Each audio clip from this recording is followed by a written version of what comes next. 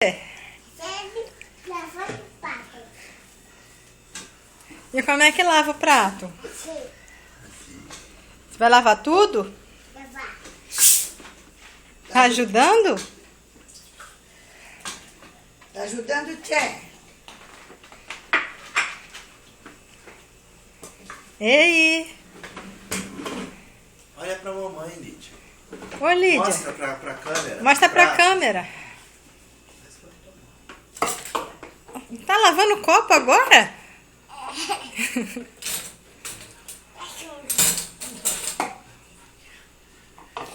Tá sujo de quê? Passando o sabão. No copo do papai. Quer ajuda pra pegar o copo do papai?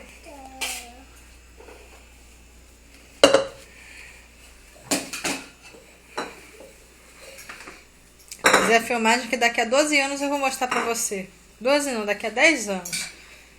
Você não vai querer mais lavar prato. Trabalho escravo. Com 2 anos é assim, quer lavar tudo. Daqui a 10 anos eu quero ver você com 12 pra ver se você vai querer lavar. É, você vai querer lavar daqui a 10 anos?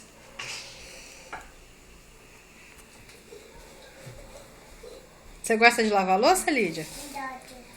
Gosta muito?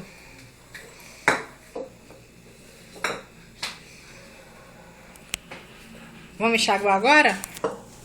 Enxágua agora.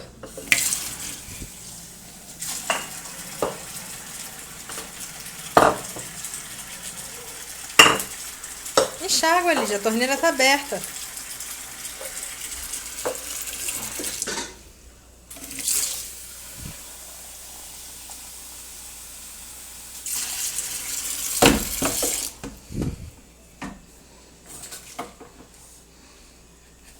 Dá tchau. Dá tchau. Tchau.